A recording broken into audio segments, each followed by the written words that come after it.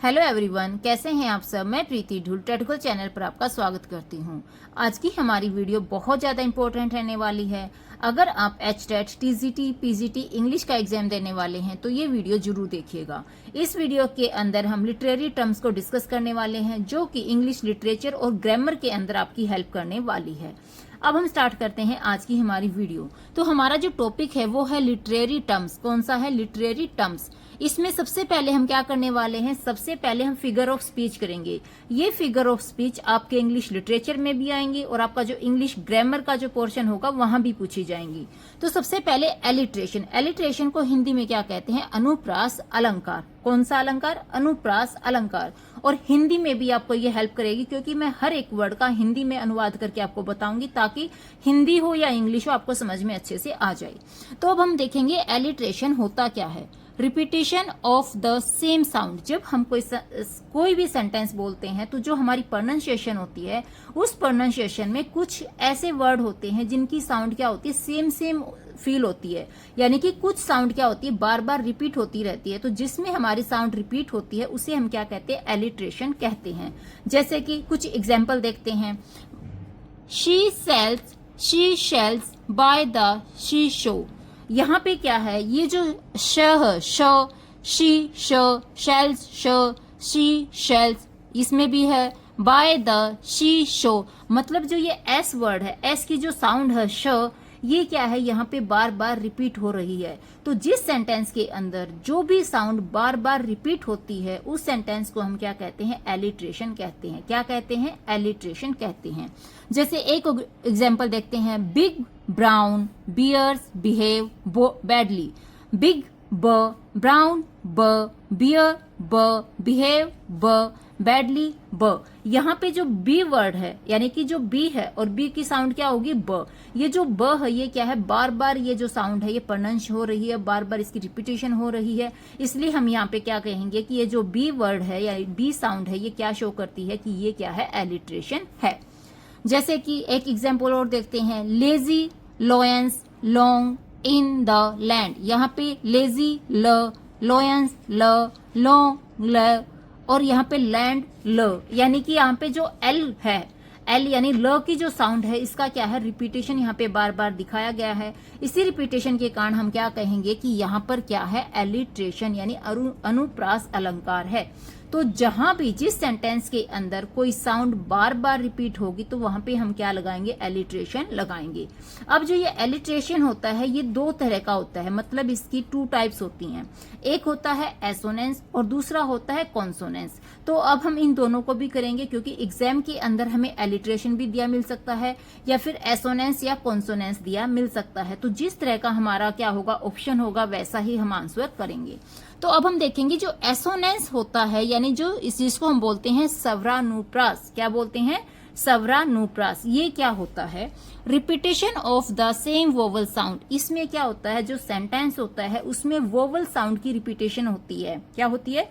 Vowel sound. Vowel sound का मतलब क्या होता है? ए, ई, आई, ओ, यू। ये जो साउंड है इनकी क्या होगी? साउंड की रिपीटेशन होगी।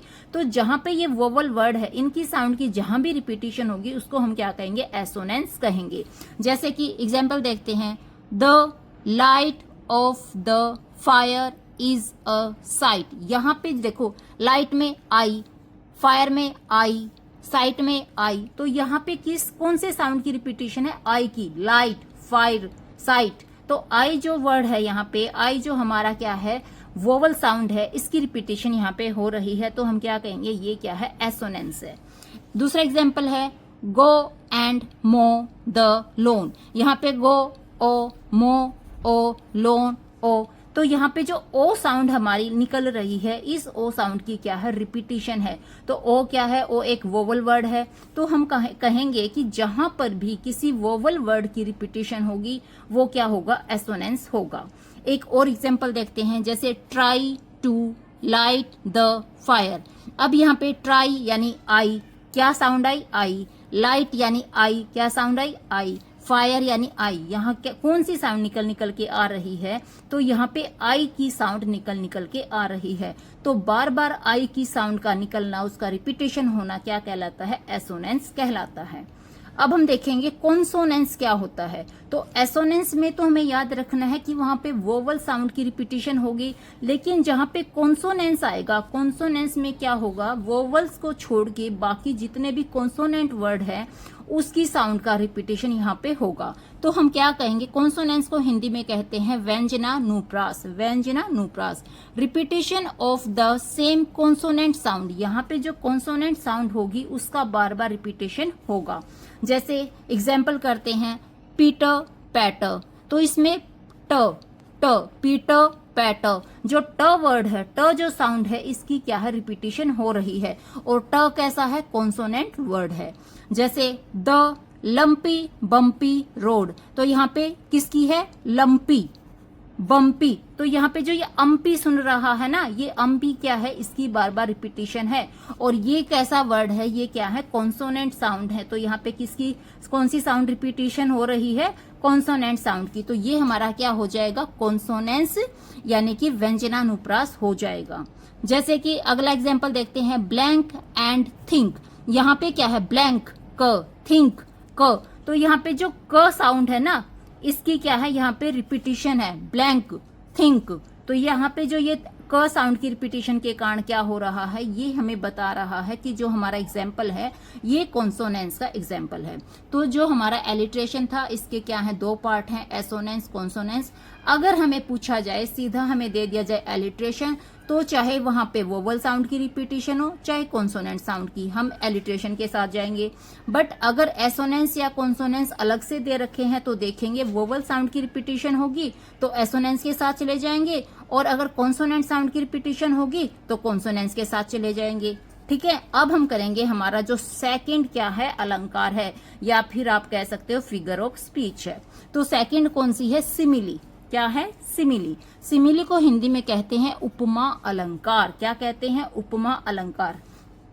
अब जब आपने हिंदी में पढ़ा है उपमा अलंकार क्या होता है, तो इसमें हम क्या करते हैं, इसमें हम दो चीजों का कंपेयर करते हैं, और जो कंपेयर करते हैं वो कैसे करते हैं, आपस में एक दूसरे का कंपेयर करते हैं। अब देखो यहाँ पे सिमिली में हम क्या करेंगे, कंपेयर करेंगे, लेकिन कैसे करेंगे, इसमें हमारा जो भी सेंटेंस होगा उसमें दो वर्ड आपको मिलेंगे, या तो लाइक मिलेगा या तो एज मिलेगा।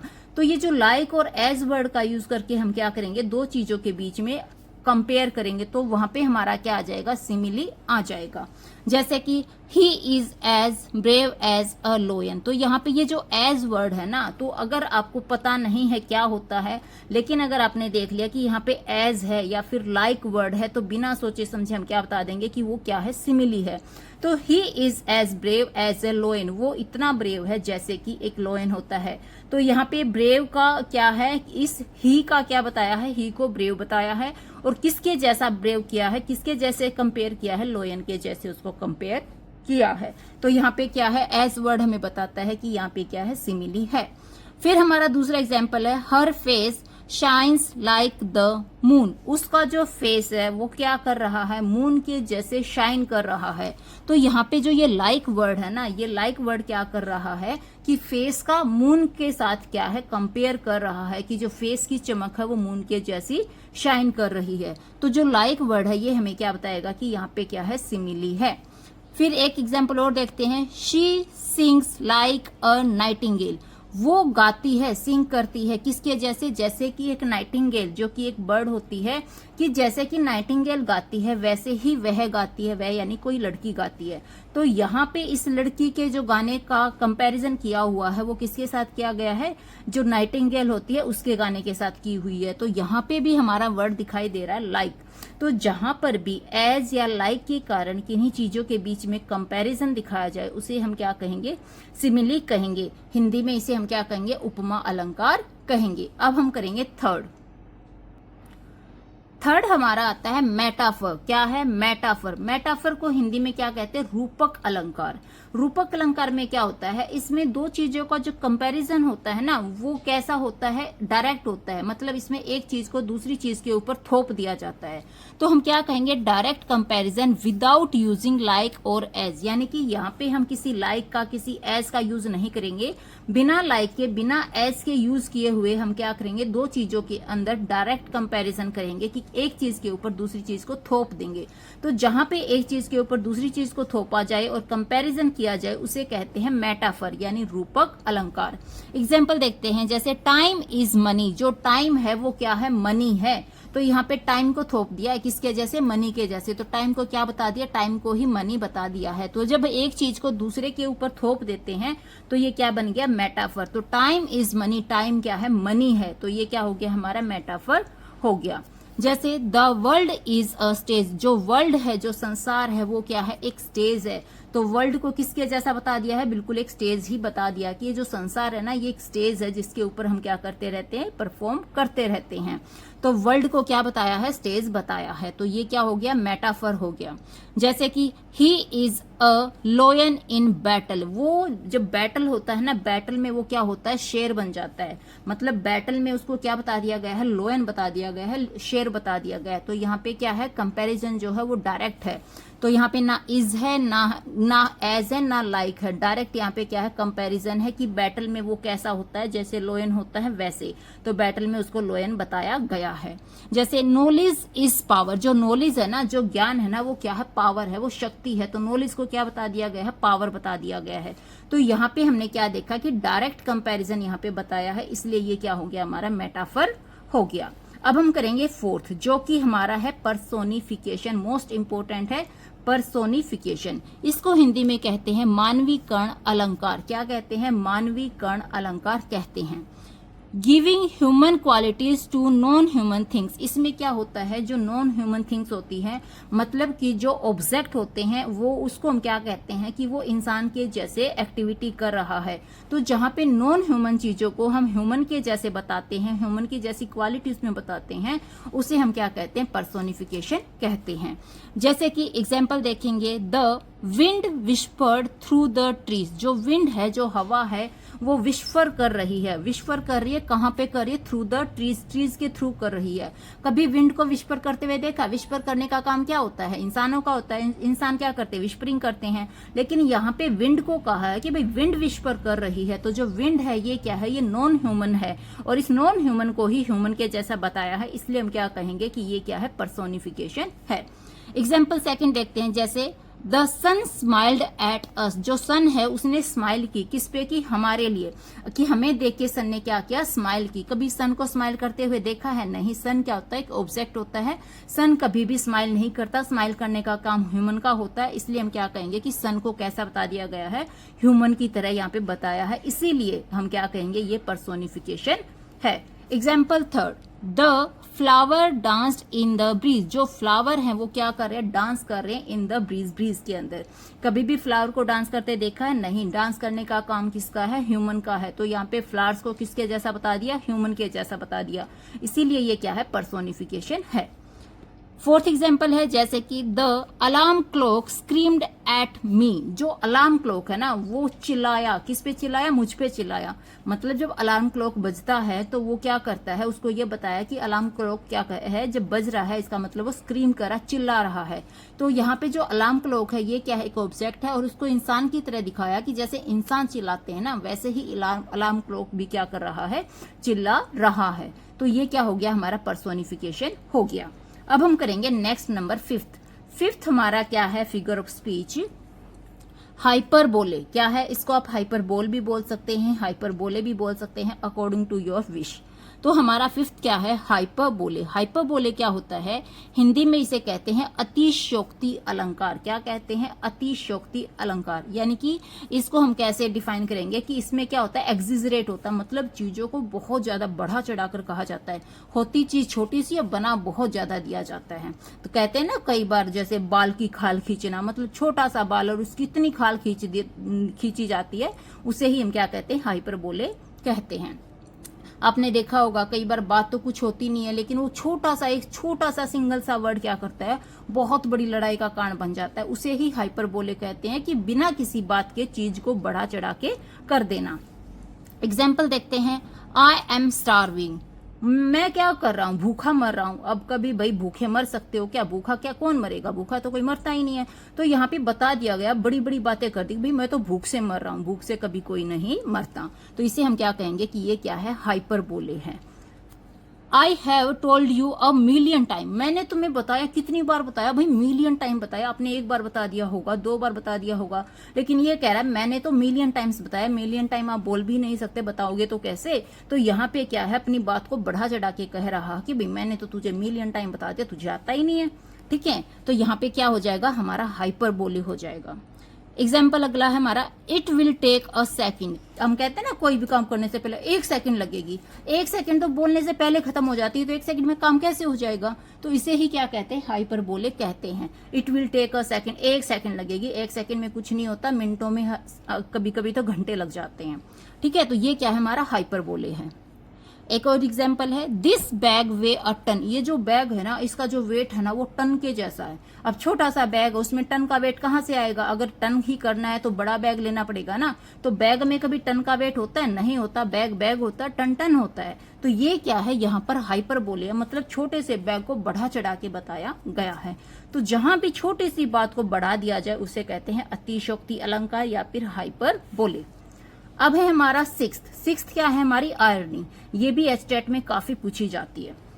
अब ये आयरनी क्या होती है, हिंदी में इसे कहते हैं विडंबना। क्या कहते हैं, विडंबना। मतलब इसमें क्या होता है ना, हम सोचते कुछ और है, हो कुछ और ही जाता है। ये तो हमारे साथ डेली होता रहता है। हम सुबह उठते हैं, कुछ ना कुछ हमारे दिमाग में चलता है, ऐसा ऐसा करेंगे, लेकिन हो उसका बिल्कुल अपोजिट जाता है। तो वो हमारा क्या होता है, सारे दिन हमारे साथ आयरनी होती रहती है। Opposite of what is expected happen. हम सोचते कुछ और है, हो कुछ और ही जाता है।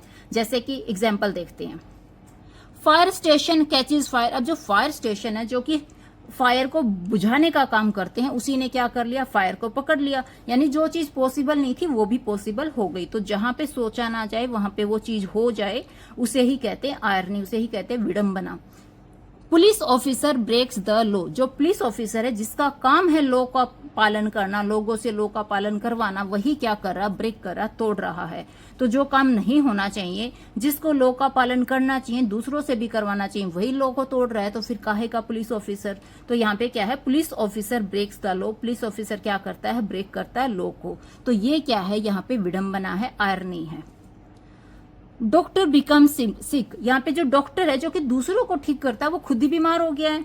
तो जो डॉक्टर है उसका बीमार हो जाना क्या है, बिना सोचे समझे दूसरी चीज का हो जाना। अब डॉक्टर, जिसे हम ये सोच के चलते हैं कि ये तो कभी बीमार हो ही नहीं सकता, क्योंकि जो दूसरों को ठीक करता है वो बीमार कैसे होगा। भाई बीमार होने से पहले तो वो दवाइयां ले लेगा, ठीक हो जाएगा। लेकिन यहाँ पे डॉक्टर को बीमार दिखा दिया गया है। तो ये क्या है, एक आयरनी है कि होता कुछ और है, लेकिन उसके साथ हो कुछ और ही जाता है। अब हम करेंगे नेक्स्ट हमारा आता है ऑक्सीमोरोन। क्या है, ऑक्सीमोरोन। ये भी इंपॉर्टेंट है, पूछा जाता है। हिंदी में इसे कहते हैं विरोधाभास। इसका मतलब क्या है कि यहाँ पे जो भी सेंटेंस आपको मिलेगा उसके अंदर विरोधाभास होगा, उसमें ऑक्सीमोरोन होगा। मतलब सेंटेंस के अंदर 2 ऐसे वर्ड होंगे जिन दोनों का अपोजिट एक दूसरे के बिल्कुल अपोजिट होगा, उसे कहते हैं oxymoron. 2 opposite words use together. और ये जो वर्ड होंगे ना, ये दूर दूर नहीं होंगे कि एक कहीं होगा दूसरा कहीं होगा। ये क्या होंगे, एक दूसरे के पास होंगे, एक दूसरे से जुड़े हुए होंगे। तो जहां पर भी 2 वर्ड हैं, दोनों अपोजिट मीनिंग दे रहे हैं, वहां पे हम किसको लगाएंगे, ऑक्सीमोरोन को लगाएंगे। जैसे स्वीट सोरो। अब स्वीट तो होता है भाई मीठा, सोरो होता है दुख। अब दुख कभी मीठा होता है, नहीं होता। तो इसलिए हम क्या कहेंगे, जो स्वीट सोरो वर्ड है ये क्या है, ऑक्सीमोरोन है। जैसे ओपन सीक्रेट, भाई ये सीक्रेट तो बड़ा ही ओपन है। अब सीक्रेट ही हो गया तो ओपन कैसे हो सकता है, और ओपन हो गया तो फिर सीक्रेट कहां से रहा। तो ये क्या है, जब 2 चीजें एक साथ में आई, मतलब 2 वर्ड एक साथ में और दोनों अपोजिट वर्ड मीनिंग दे, उसे हम क्या कहेंगे, ऑक्सीमोरोन कहेंगे। Living dead. अब कोई चीज ऐसी हो सकती है कि कोई चीज लिविंग भी हो जाए तो वो डेड कैसे होगी, और डेड है तो वो लिविंग कैसे होगी।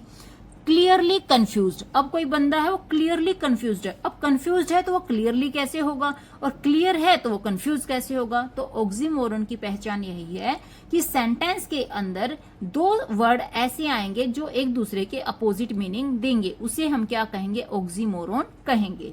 उसके बाद आता है हमारा एट्थ क्या है, हमारा पन क्या होता है, श्लेष अलंकार। क्या होता है, श्लेष अलंकार को बोला जाता है इंग्लिश में पन। अब ये क्या होता है, a single word with multiple meaning. आपने सुना होगा श्लेष क्या होता है, एक ऐसा शब्द जिसके साथ कई सारे मीनिंग चिपके हुए होते हैं, उसे हम श्लेष कहते हैं। तो पन क्या होगा, एक सिंगल वर्ड जो कि मल्टीपल मीनिंग्स दे। मतलब एक वर्ड के जब एक से ज्यादा मीनिंग निकल के आए तो उसे हम क्या कहेंगे, पन कहेंगे। अब एग्जाम्पल देखते हैं, अ बाइसिकल कांट स्टैंड, एक जो बाइसिकल है वो स्टैंड नहीं कर सकती। On its own because it is to tired, यहाँ पे क्या कहा है कि जो एक बाइसिकल है, मतलब एक जो साइकिल है, कांट स्टैंड, स्टैंड नहीं कर सकती। क्यों नहीं कर सकती भाई? On its own because it is to tired, क्योंकि ये बहुत ज्यादा क्या है, टायर्ड हो गई है। अब यहाँ पे क्या मीनिंग है? यहाँ पे टू टायर्ड का मतलब क्या है? एक तो टू टायर्ड, टायर्ड मतलब थका हुआ, तो एक तो टायर ने ये मीनिंग दिया है कि वो थका हुआ है। दूसरा क्या है, हम बोलते हैं ना एक टायर, दो टायर, तीन टायर, एक यहाँ पे दो टायर की बात की है और एक बार उसी को टायर को क्या बता दिया, थकावट वाला बता दिया। तो यहाँ पे एक वर्ड है और उसके मीनिंग क्या निकले हैं, टू, यानी कि एक तो वो टायर जिससे हम थका हुआ फील करते हैं और एक वो टायर जो कि हम क्या कहते हैं, गाड़ी वगैरह में जो हमारे टायर होते हैं ना, उसको बोलते हैं। तो यहाँ पे एक वर्ड के दो मीनिंग निकले हैं, इसलिए ये क्या हो जाएगा, हमारा पन हो जाएगा, मतलब श्लेष अलंकार हो जाएगा। दूसरा एग्जाम्पल देखते हैं, a boiled egg is hard to beat, एक बॉयल्ड एग है, उबला हुआ एक एग है जो कि हार्ड है, मुश्किल है, क्या करना मुश्किल है, बीट करना। अब बीट का मतलब क्या होता है, देखो किसी किसी को मैं कहते हैं ना, बीट कर दूंगी मतलब तेरी पिटाई कर दूंगी। तो एक तो होता है बीट करना, क्या पिटाई कर देना, और एक बीट होता है, क्या होता है, बीट हारना। तो यहाँ पे एक वर्ड के क्या है कि वो उससे बीट हो गया, मतलब उसने उसको बीट कर दिया, उसने उसको हरा दिया, या फिर ये कह सकते हैं कि उसने उसको पीट दिया। तो एक हारना अलग चीज होती है, पीटना अलग चीज होती है। तो एक वर्ड से जब एक से ज्यादा मीनिंग निकले तो वो क्या होगा, हमारा पन हो जाएगा। तीसरा एग्जाम्पल हमारा है, being in politics is just one big party, मतलब यहाँ पे क्या है, ये पॉलिटिक्स की बात है कि इसमें क्या है, जो ये एक क्या है, बिग पार्टी है, बहुत बड़ी पार्टी है। अब जो ये पार्टी वर्ड है, इस पार्टी का एक मतलब होता है, जब हम कहते हैं ना चलो पार्टी करते हैं, मतलब खाने पीना मजे मस्ती करते हैं, तो एक तो पार्टी का वर्ड हो गया जहां पे हमारा एंजॉयमेंट से जुड़ गया कि भाई चलो पार्टी करके आते हैं। दूसरा जो पार्टी होती है ना, वो गैंग को भी बोलते हैं, कहते हैं ना बच्चे मेरी तो पार्टी आ गई, मेरा तो गैंग आ गया। तो पार्टी का मीनिंग एक तो गैंग भी होता है जिसमें कुछ बंदे इकट्ठे हो जाते हैं, उसे भी पार्टी कहते हैं। जैसे पॉलिटिक्स में कहते हैं ना भाई ये भाजपा की पार्टी है, ये कांग्रेस की पार्टी है, ये उसकी पार्टी है, सबकी क्या अपनी पार्टी है, यानी कि इसमें कुछ लोगों का क्या है, एक ऑर्गेनाइजेशन, एक संगठन है, तो उसे भी पार्टी कहते हैं। और जो हम कहते हैं ना चलो आज मैं पार्टी देता हूँ, आज तुम दो, तुम्हारा बर्थडे है, ये है वो है, पार्टी दो। तो एक शब्द के क्या है, एक से ज्यादा यहाँ पे मीनिंग है, इसलिए ये क्या हो जाएगा, पन हो जाएगा। अब हम करते हैं 9th, जो कि हमारा है ओनोमोटोपिया। ओनोमोटोपिया हिंदी में इसको क्या कहते हैं, ध्वन्यात्मक अलंकार। ध्वन्यात्मक अलंकार हो सके तो ये कर लेना कि दोनों नाम याद कर लेना, इंग्लिश वाला भी हिंदी वाला भी। इंग्लिश वाला आपको इंग्लिश में हेल्प करेगा, हिंदी वाला आपको हिंदी में हेल्प करेगा। और अगर आपको इंग्लिश में मीनिंग नहीं पता तो जो हिंदी वाला वर्ड है ना, वो चिल्ला चिल्ला के बताएगा कि यहाँ पे किस बारे में बात है। अब मुझे नहीं पता ओनोमोटोपिया क्या होता है, लेकिन मुझे पता है ध्वन्य यानी ध्वनि क्या होती है। ध्वनि होती है साउंड। तो कई बार क्या होता है ना, जो हिंदी होती है जो कि हमारे अंदर रमी बसी पड़ी है, वो हमें चिल्ला चिल्ला के बताता है भाई इसका मीनिंग ये है। तो ओनोमोटोपिया क्या होता है, ध्वन्यात्मक अलंकार, एक ऐसा अलंकार जिसके अंदर ध्वनि उत्पन्न होती है, जिसके अंदर इमिटेशन होती है, जिसके अंदर साउंड उत्पन्न होती है, उसे कहते हैं ओनोमोटोपिया। क्लियर हो गया होगा। अब देखते हैं एग्जाम्पल, जैसे कि the bees बज्ड around the flower, जो बीज हैं वो क्या कर रही है, बज कर रही हैं। बज मतलब साउंड निकालना, तो बीज क्या कर रही है, बज कर रही है, साउंड निकाल रही है, आवाजें कर रही हैं। तो ये जो बज वर्ड है ये क्या बता रहा है कि यहाँ पे क्या है, यहाँ पे ओनोमोटोपिया है। तो बीज क्या कर रही है, बज। बज क्या होती है, उनकी साउंड होती है। द स्नेक हिस्ड लाउडली, जो स्नेक है वो हिस कर रहा है। देखा होगा ना टीवी में दिखाता है, इतनी बड़ी उसकी हिस की आवाज आती है, तो स्नेक क्या करता है, हिस करता है। हिस क्या होती है, साउंड होती है। तो ये साउंड क्या बता रही है, ये क्या है, ओनोमोटोपिया। तो जहां पर भी किसी की साउंड की बात आ जाए, चाहे कुत्ते की, बिल्ली की, स्नेक की, बीज की, लोयन की, इंसानों की भी आवाज आ जाए ना, जहां पे इंसानों की ये बोला जाए कि साउंड की बात हो रही है, वहां पे हमारा ओनोमोटोपिया आएगा। जैसे बारिश आती है, बारिश की भी आवाज आती है, ठीक है। तो कोई भी आवाज है वही हमारी ओनोमोटोपिया के अंदर जाएगी, ध्वन्यात्मक अलंकार के अंदर जाएगी।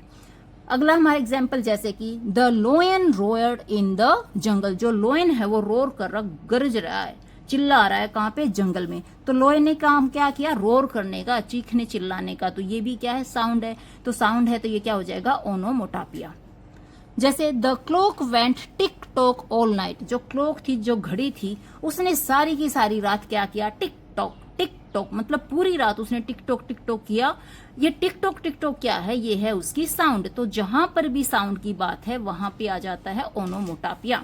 अब हम करेंगे नेक्स्ट यानी कि नंबर 10th, और ये क्या है, इमेजिनरी। ये भी एचटेट में पूछी जाती है। इमेजिनरी का मतलब होता है चित्रात्मकता, जहां पर भी अब चित्रात्मकता देखो खुद बता रहा है भाई मेरे अंदर तो चित्रों की बात होगी, तो हमें हिंदी इंग्लिश को साथ साथ इसलिए लेके चलना होता है क्योंकि हमारे पेपर में हिंदी भी आती है इंग्लिश भी आती है, तो एक वर्ड दूसरे का काम करवा देता है, ठीक है।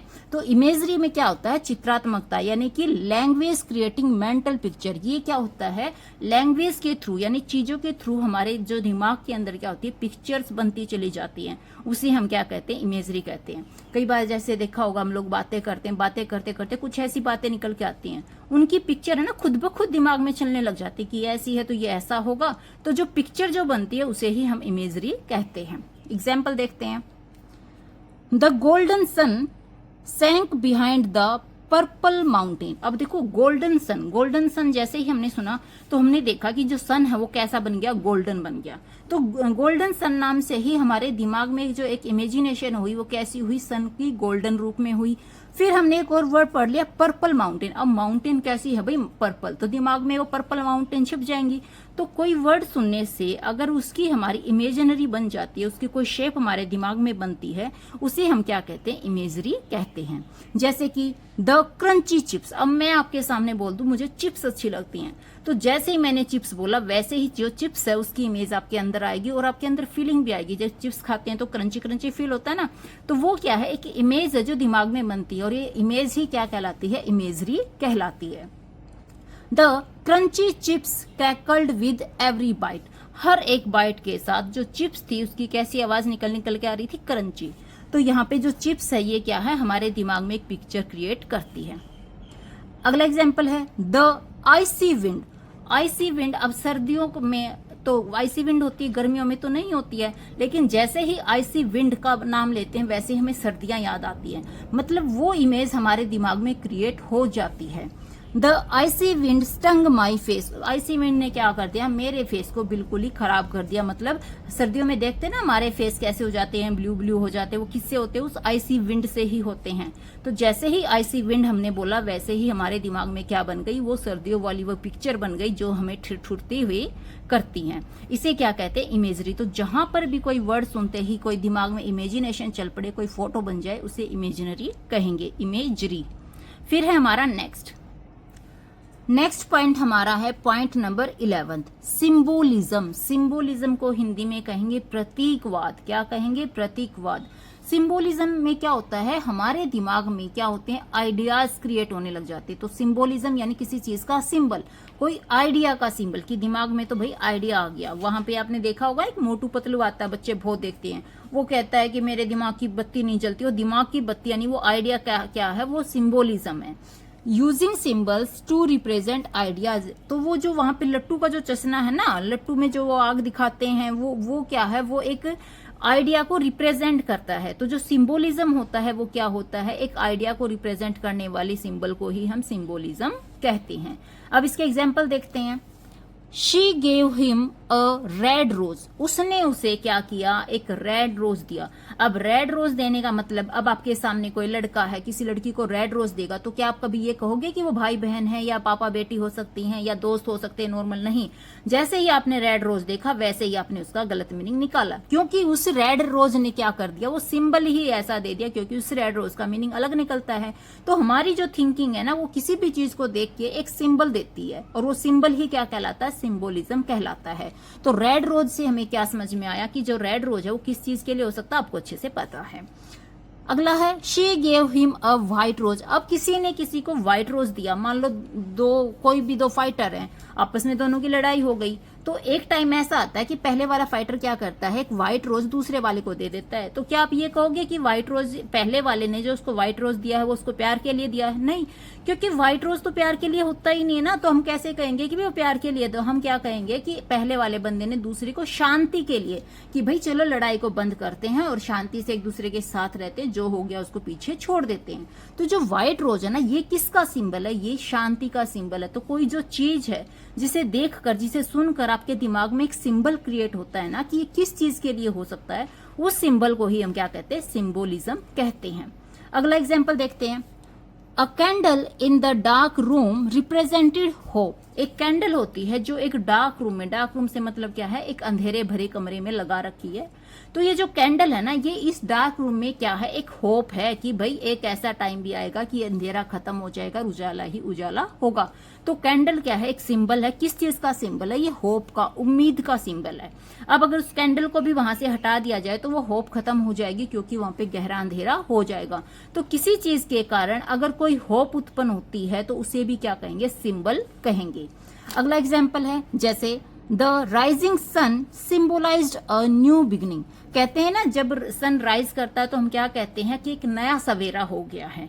तो राइजिंग सन ने क्या रिप्रेजेंट किया, नया सवेरा, कि भाई जो कुछ हो गया उसको पीछे छोड़ दो, सन राइज हो गया मतलब नया सवेरा हो गया है। तो शुरुआत से करो जो भी काम करना है, और अब सही से करना, जो हो गया पीछे छोड़ दो। तो राइजिंग सन किसको रिप्रेजेंट कर रहा है, न्यू बिगिनिंग को, नए सवेरे को रिप्रेजेंट कर रहा है। नेक्स्ट हमारा है रिपीटिशन। क्या है, रिपीटिशन। रिपीटिशन को क्या कहते हैं, पुनरावृत्ति। क्या कहते हैं, पुनरावृत्ति कहते हैं। रिपीटिंग वर्ड्स और फ्रेज फॉर इफेक्ट।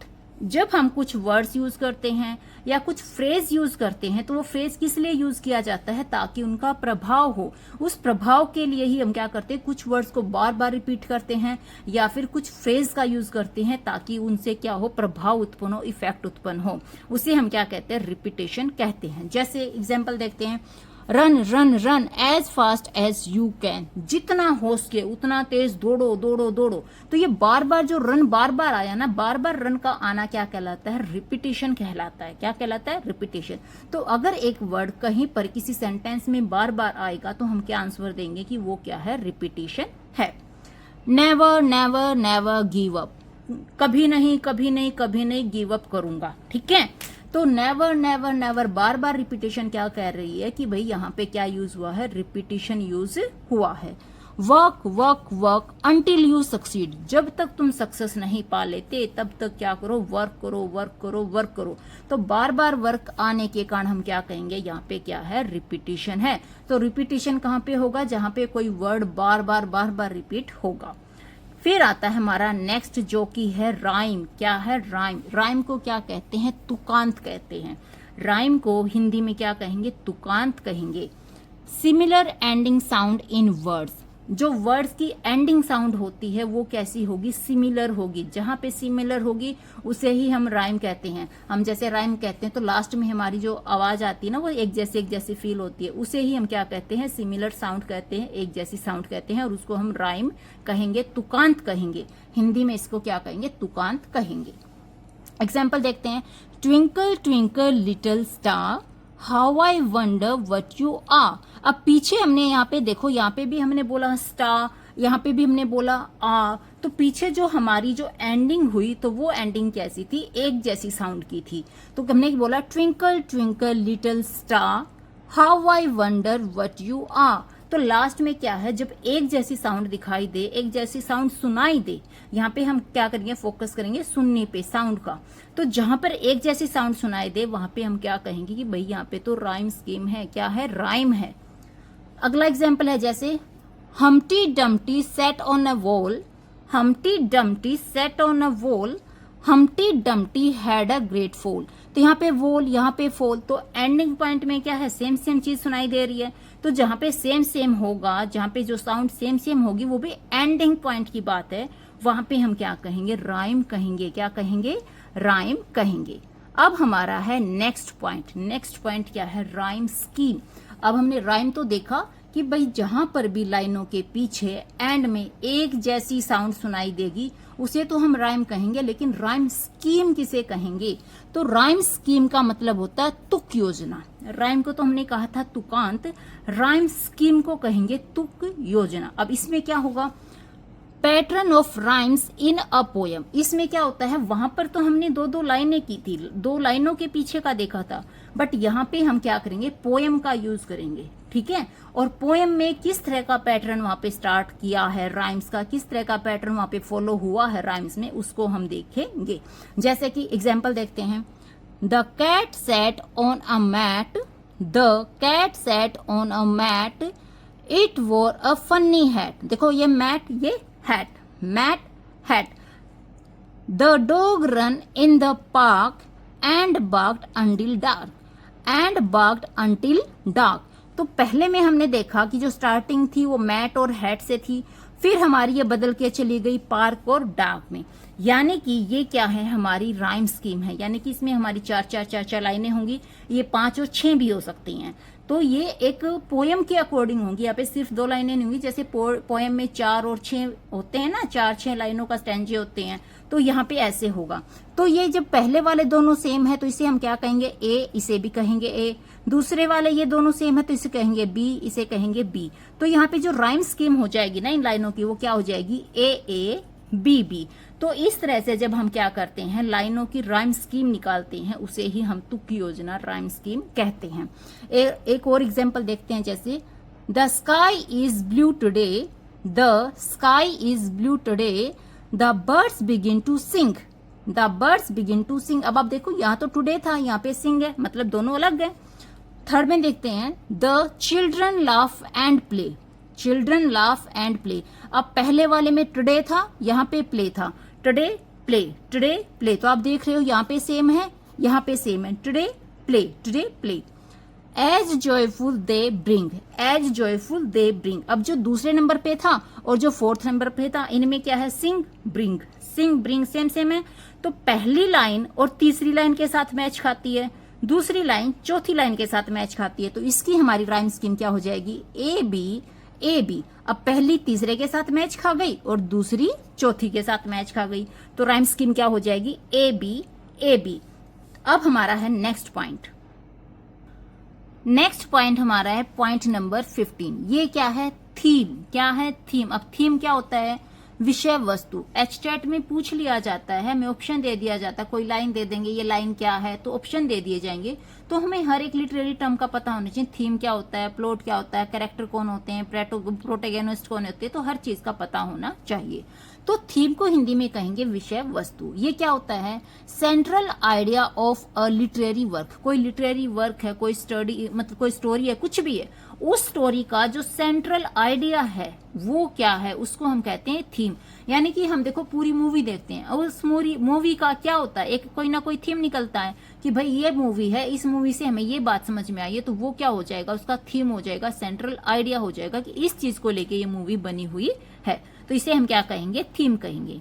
उसके बाद हमारा है नंबर 16 प्लॉट। अब ये प्लॉट क्या होता है, इसको हिंदी में कहते हैं कथानक। क्या कहते हैं, कथानक कहते हैं। Sequence of events in a story. किसी स्टोरी के अंदर जो इवेंट्स होते हैं उनकी जो सीक्वेंस होती है ना, उसको हम प्लॉट कहते हैं। कोई भी स्टोरी क्या होती है, इवेंट से बनती है, और अगर वो इवेंट सीक्वेंस में है तब तो है ठीक। अगर आगे पीछे है, भाई कभी तो बच्चा छोटा है फिर बड़ा हो गया फिर छोटा हो गया, तो सीक्वेंस खराब हो जाएगी, तो वो प्लॉट भी खराब हो जाएगा। तो किसी भी स्टोरी के अंदर जो इवेंट्स होते हैं उनकी सीक्वेंस बहुत ज्यादा इंपॉर्टेंट होती है, और उस सीक्वेंस को ही क्या कहते हैं, प्लॉट कहते हैं। क्या कहते हैं, प्लॉट कहते हैं। फिर हमारा 17th कैरेक्टर। अब ये कैरेक्टर्स क्या है, इन्हें हिंदी में कहते हैं पात्र। क्या कहेंगे, पात्र। A person in a story और ड्रामा। जो ड्रामा होता है या कोई स्टोरी होती है उसमें जो जो भी कैरेक्टर हैं, यानी कि जो भी हीरो है, हीरोइन है, विलेन है, भाई बहन है, जो भी हैं, हर एक को हम क्या कहेंगे, कैरेक्टर कहेंगे। तो किसी भी स्टोरी में या किसी भी ड्रामा में जो जो बंदा यूज हुआ है उसको क्या कहेंगे, कैरेक्टर कहेंगे, पात्र कहेंगे। फिर नेक्स्ट पॉइंट है 18th प्रोटैगोनिस्ट। प्रोटैगोनिस्ट क्या होता है, नायक। नायक यानी हीरो। किसी भी स्टोरी का, किसी भी ड्रामा का जो मेन बंदा होता है, नायक जो होता है, उसे क्या कहेंगे, प्रोटैगोनिस्ट कहेंगे। Main character of a story. Story का कौन, मेन कैरेक्टर, वो क्या कहलाएगा, प्रोटैगोनिस्ट कहलाएगा। फिर है एंटागोनिस्ट। प्रोटैगोनिस्ट तो होता है नायक, एंटागोनिस्ट क्या होता है, विरोधी पात्र। यहाँ पे ये आपके जो वर्ड हैं आपको बहुत ज्यादा वोकैबुलरी में भी काम आने वाले हैं, तो इनको अच्छे से करना जरूरी है। एंटागोनिस्ट क्या होता है, विरोधी पात्र। आपने देखा होगा किसी भी मूवी में, किसी भी स्टोरी में, एक नायक है तो दूसरा उसके विरोध में चलेगा ही चलेगा, हो ही नहीं सकता। हमारी फैमिली में भी लगा लो, एक बंदा इधर चलेगा तो दूसरा उधर चलेगा। तो हर जगह पे क्या होता है, प्रोटैगनिस्ट भी होते हैं और एंटागोनिस्ट भी होते हैं। Opposes the protagonist. जो नायक के विरुद्ध में चलेगा ना, उसे क्या कहेंगे, एंटागोनिस्ट कहेंगे। फिर है हमारा नेक्स्ट, जिसे हम कहेंगे नरेटर। क्या कहेंगे, नरेटर। नरेटर क्या होता है, कथावाचक। One who tells the story. एक ऐसा बंदा जो कि स्टोरी को सुनाता है, जो स्टोरी को सुनाने वाला है, सुनाने वाले को कहेंगे नरेटर। क्या कहेंगे, नरेटर कहेंगे। फिर है हमारा नेक्स्ट पॉइंट 21 सेटिंग। सेटिंग क्या होता है? प्रीवेश। क्या होता है? प्रीवेश। Time and place of a story. एक स्टोरी के अंदर क्या टाइम है, कहाँ कहाँ के उसके प्लेस लिए गए हैं, उसी हम कहते हैं स्टोरी। अब हम कोई भी स्टोरी बनाते हैं, अब जैसे मान लो नेचर की है तो हमें नेचर की जगह पे जाना पड़ेगा, ऐसा तो नहीं है। स्टोरी तो हमें नेचर की बनानी है, पेड़ पौधों की, पानी की बनानी है, और जाके हम राजस्थान खड़े हो जाएं, तो ऐसा तो हो नहीं सकता। तो जिस तरह की स्टोरी होगी उस तरह का हमारा प्लेस होगा, और उसी तरह से जैसा भी सुबह का टाइम चाहिए तो सुबह हम करेंगे, रात दिखानी है तो रात का टाइम लेंगे, दिन दिखाना है तो उसी का अकॉर्डिंग प्लेस और टाइम क्या होगा, हमारा जो भी सेटिंग है, हमारी जो भी स्टोरी है उसके अकॉर्डिंग हम क्या करेंगे, टाइम और प्लेस लेंगे, और उसे क्या कहते हैं? सेटिंग कहते हैं, प्रीवेश कहते हैं। फिर है हमारा 22 मूड। क्या है? मूड। मूड को क्या कहते हैं? भाव वातावरण। क्या कहते हैं? भाव वातावरण कहते हैं। Feeling created in the reader. जो रीडर होता है वो किसी चीज को जब पढ़ता है या लिखता है तो उस टाइम पे उसका मूड कैसा होता है उसको हम क्या करते हैं, स्टोरी में बताते हैं। अब कोई स्टोरी है, कोई राइटर लिखने लग रहा है, अगर उसमें मजा मस्ती है तो जो उसका मूड होगा वो कैसा होगा? हैप्पी हैप्पी होगा, क्योंकि जैसा जैसा वो लिखेगा वैसा वैसा फील भी तो करेगा।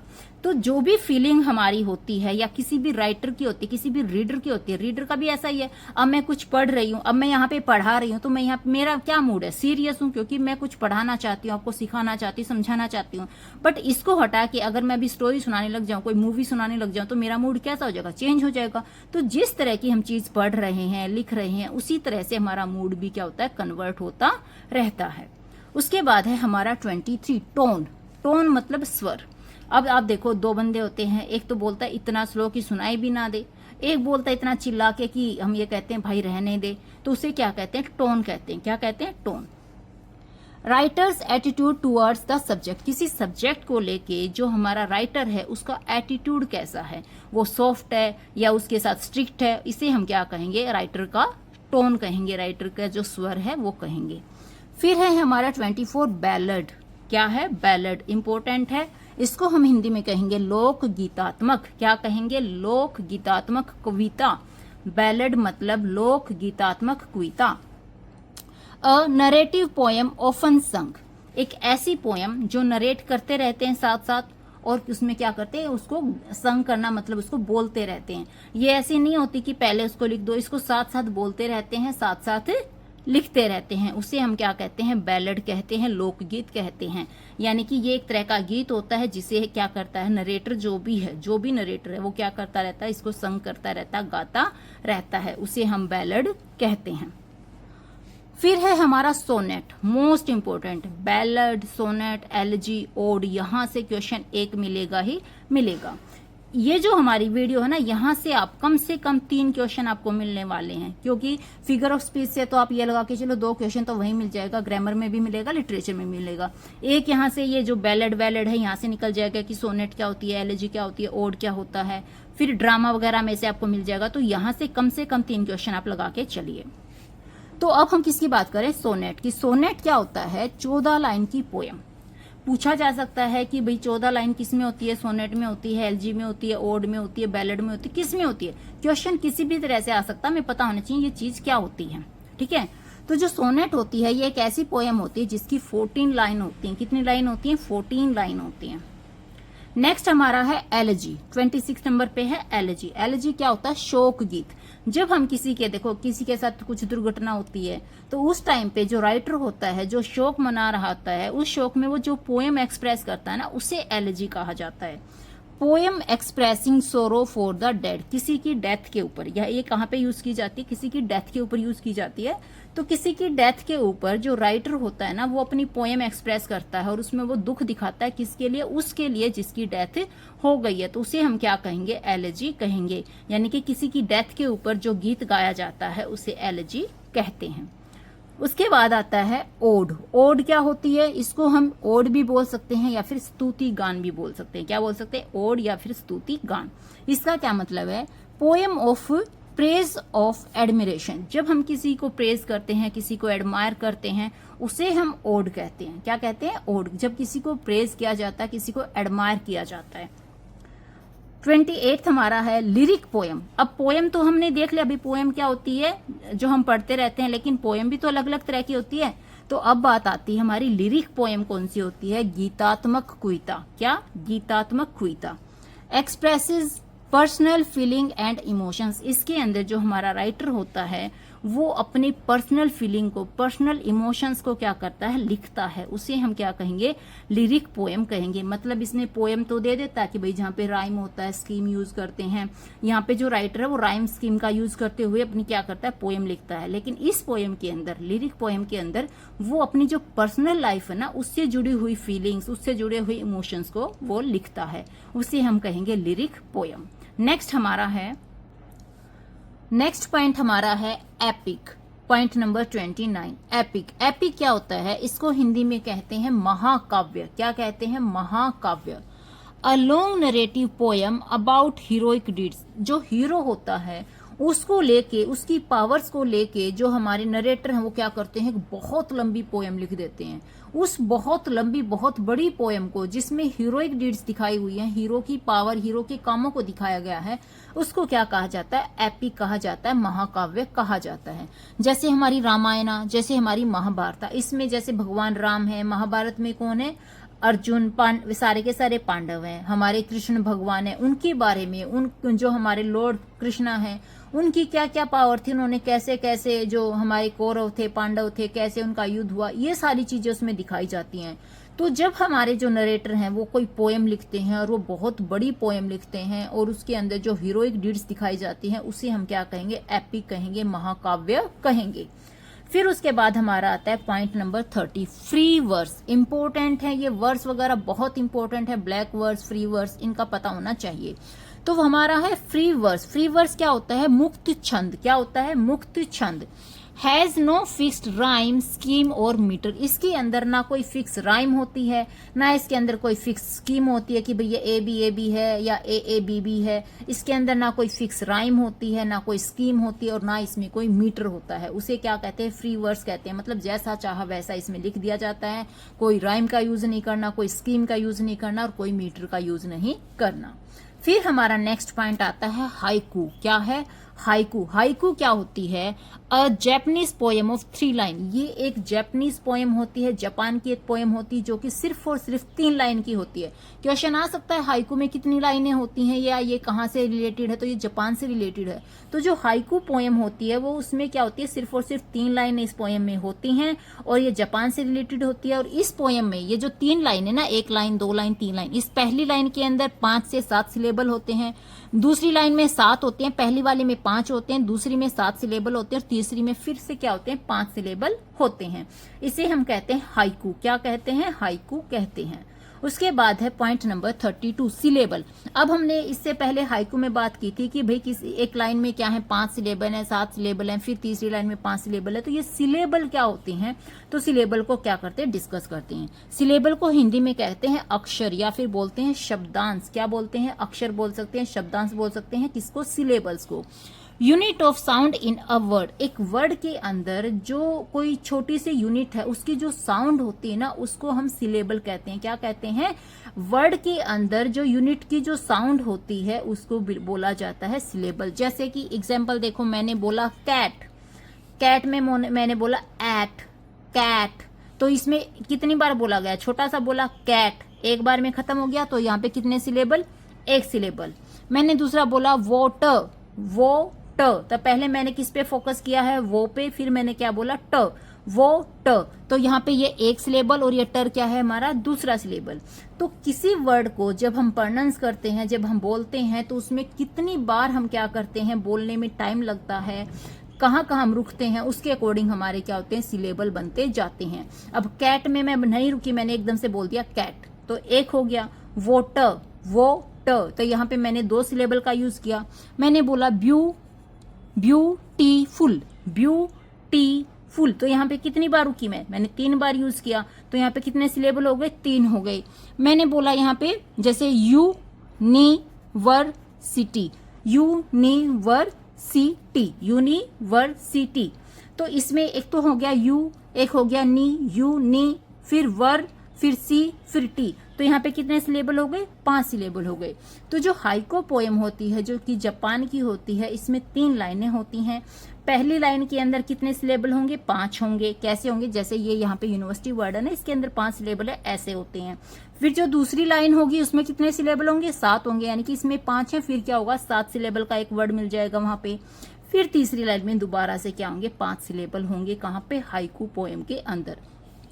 तो सिलेबल समझ में आ गया होगा। किसी वर्ड के अंदर जो यूनिट होती है साउंड की वो कितनी बार है उसको हम सिलेबल कहते हैं। एकदम से बोला गया तो 1 सिलेबल, 2 बार हमने बोलने में स्ट्रेस डाला तो 2 सिलेबल, 3 बार तो 3 सिलेबल, 4 बार तो 4, 5, 6, जैसा भी होगा वैसा आंसर आ जाएगा। फिर है हमारा लाइमरिक। लाइमरिक इसको बोलते हैं लिमरिक, हिंदी में क्या बोलते हैं, लिमरिक। तो लिमरिक हमारा क्या होता है, अ ह्यूमरस पोएम ऑफ 5 लाइन, एक ऐसी पोएम जो मजाकिया पोएम होती है। और यहाँ पे जो लिमरिक पोएम होती है उसमें 5 लाइन होती हैं। ये बातें याद रखनी है कि कौन सी पोएम कैसी होती है, ह्यूमरस होती है कि भाई किसी को प्रेज करने वाली है या सैडनेस को दिखाने वाली है, और किसमें कितनी लाइनें हैं। पोएम से ऐसे क्वेश्चन पूछे जाते हैं। तो जो लिमरिक होती है ये क्या होती है, एक ह्यूमरस पोएम होती है और इसके अंदर 5 लाइनें होती है। कितनी होती हैं, 5 लाइनें होती हैं। और इसमें जो राइम स्कीम होती है ना वो क्या होती है, ए ए बी बी ए, यानी कि पहली सेम, पहली दूसरी दोनों सेम, तीसरी चौथी फिर दोनों सेम, फिर जो 5वीं है वो पहले के साथ क्या होगी, रिपीट कर जाएगी। तो क्या हो जाएगा, ए ए बी बी ए, यानी कि 5 लाइनें हैं। पहली लाइन ए होगी, दूसरी लाइन ए होगी, तीसरी बी होगी, चौथी बी होगी, 5वीं फिर से ए हो जाएगी। तो इसे क्या कहेंगे, लिमरिक कहेंगे। उसके बाद है हमारा नेक्स्ट नरेटिव पोयम। कौन सी पोयम है, अब की बार है नरेटिव पोयम, यानी कि जिसको कहेंगे कथात्मक कविता। कथात्मक कविता, a poem that tells a story, एक ऐसी पोयम जो हमें कोई स्टोरी सुनाती है। अब आपने देखा ना कुछ ऐसी पोयम भी होती है जो कि किसी स्टोरी को हमें सुनाती है। तो जो पोयम क्या करती है, कोई स्टोरी सुनाने का काम करती है, उसे हम क्या कहते हैं, नरेटिव पोयम कहते हैं। क्या कहते हैं, नरेटिव पोयम कहते हैं। जैसे कि द हाईवे मैन, ये एक ऐसी पोयम है जो कि हमें क्या करती है, हाईवे की स्टोरी सुनाती है, the highway man. The rhyme of the ancient mariner, ये मोस्ट इंपोर्टेंट पोयम है, the rhyme of the ancient mariner. ये क्या काम करती हैं, ये जो पोयम है ये स्टोरी सुनाने का काम करती हैं। तो ये थे इसके example.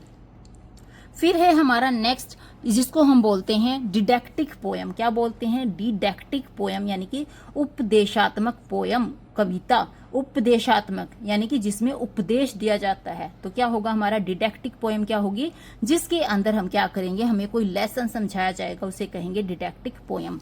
A poem that teaches a lesson, एक पोयम जो कि लेसन टीच करती है, जो हमें कोई सीख देती है, उसे हम कहते हैं डिडैक्टिक पोयम। फिर है हमारा next 36 pastoral poem. Pastoral poem यानी कि जो प्राकृतिक चीजों से संबंधित होती है या फिर जो गांव के एरिया होते हैं उनसे संबंधित पोयम को हम बोलते हैं पेस्टोरल पोयम। डिस्क्राइब्स नेचर, ये नेचर को डिस्क्राइब करती हैं, और जो रूरल लाइफ है, जो गांव की जो लाइफ होती है उसको क्या करती हैं, ये डिस्क्राइब करती हैं, इसलिए इन्हें हम क्या कहते हैं, पेस्टोरल पोयम कहते हैं। नेक्स्ट हमारी है, फिर है हमारा नेक्स्ट पॉइंट जो कि है ड्रामा। क्या है, drama. Drama is a form of literature that is written to be performed on stage. जो ड्रामा होते हैं ये लिटरेचर की एक ऐसी फॉर्म होती है जो बनाए ही इसलिए जाते हैं ताकि उनको स्टेज पर परफॉर्म किया जाए। ठीक है, तो स्टेज पर परफॉर्म करने के लिए जो हमारी फॉर्म तैयार की जाती है उसे हम क्या कहते हैं, ड्रामा कहते हैं। ये रोमांटिक हो सकते हैं, ये क्या ट्रेजेडी वाले हो सकते हैं, ये हिस्ट्री से संबंधित होते हैं, जैसे कि हमारे शेक्सपियर के ड्रामा। शेक्सपियर ने भरपूर ड्रामा लिखे हुए हैं, कितने उनके 37 ड्रामा है, किसके हैं, शेक्सपियर के।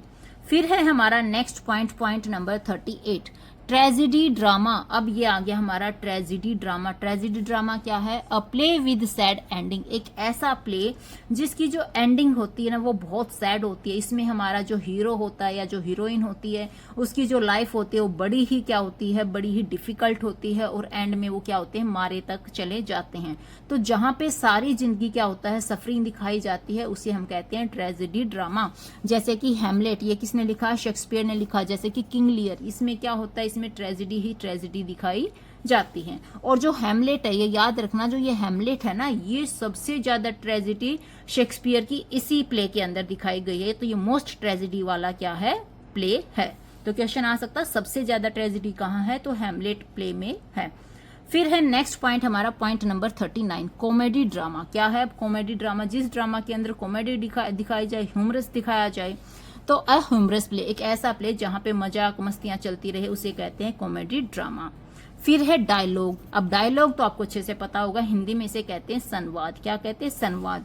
कन्वर्जेशन बिटवीन कैरेक्टर, कैरेक्टर के बीच में जो डायलॉग बाजी चलती रहती है ना, एक बार ये बोलेगा कुछ, फिर दूसरे का डायलॉग आता है, फिर तीसरे का, वो आपको अच्छे से पता है, मूवीज में चलते रहते हैं। कभी हीरो बोलता है, कभी हीरोइन बोलती है, कभी विलन बोलता है, कभी उसकी माँ बोलती है, कभी ऐसे, तो ये होते हैं डायलॉग। फिर है हमारा नेक्स्ट 41, इसे बोलते हैं मोनोलॉग। जहां पे मोनो वर्ड आ जाए वहां पे यानी कि एक की बात चली हुई है। मोनो होता ही किसका रूट है? एक बंदे का। तो क्या है हमारा मोनोलॉग। एकालाप, क्या बोलते हैं इसको? एकालाप बोलते हैं। वन कैरेक्टर स्पीकिंग एलोन, इसमें एक ही कैरेक्टर होता है और वो अकेला ही बोलता रहता है, उसे क्या कहते हैं? मोनोलॉग कहते हैं।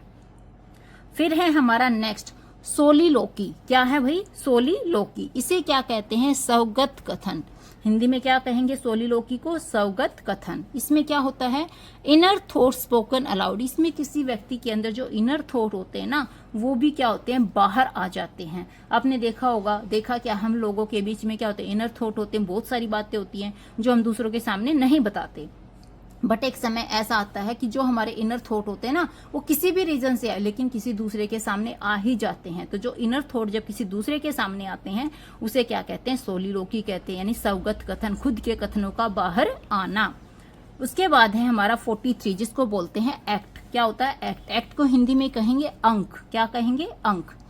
Major division of a play, एक प्ले का जो मेजर पार्ट होता है उसे बोलते हैं एक्ट। अब देखो, जो प्ले होता है बहुत बड़ा होता है, ठीक है, उस प्ले का एक बड़ा सा भाग जो कि मोस्ट इंपोर्टेंट होता है, उसको हम एक्ट कहते हैं। क्या कहते हैं? एक्ट कहते हैं। यानी कि प्ले का एक बड़ा सा भाग, एक बड़ा सा पार्ट जो कि बहुत इंपॉर्टेंट होता है, उसको एक्ट कहा जाता है। फिर उसके बाद हमारा आता है सीन। क्या है? सीन। अब सीन किसको कहते हैं? हिंदी में इसे कहेंगे दृश्य। क्या कहेंगे? दृश्य। स्मॉलर डिवीजन ऑफ एक्ट, जो हमारा प्ले है, प्ले का एक बड़ा सा पार्ट क्या कहलाता है? एक्ट कहलाता है। अब इस एक्ट का एक छोटा सा पार्ट, क्या? एक्ट का एक छोटा सा पार्ट क्या कहलाता है? सीन कहलाता है। अब इसको कैसे समझेंगे? जैसे मूवी चली हुई है, आप देखते हो एक साइड में किसका सीन आता है? पहले किसी हीरो का आ जाता है, फिर विलन को दिखा दिया जाता है, फिर हीरोइन दिखा दी जाती है, फिर कोई और दिखा दिया जाता है। यानी इतनी बड़ी मूवी के अंदर जो छोटे छोटे पार्ट आते हैं उन्हें हम क्या कहते हैं? सीन कहते हैं। तो सबसे बड़ा तो क्या होता है? प्ले होता है। उस प्ले का एक बड़ा हिस्सा एक्ट कहलाता है, उस एक्ट का एक छोटा छोटा हिस्सा क्या कहलाता है? सीन कहलाता है। फिर उसके बाद हमारा आता है कॉन्फ्लिक्ट। क्या आता है? कॉन्फ्लिक्ट, जिसे हम कहते हैं संघर्ष। क्या कहते हैं? संघर्ष।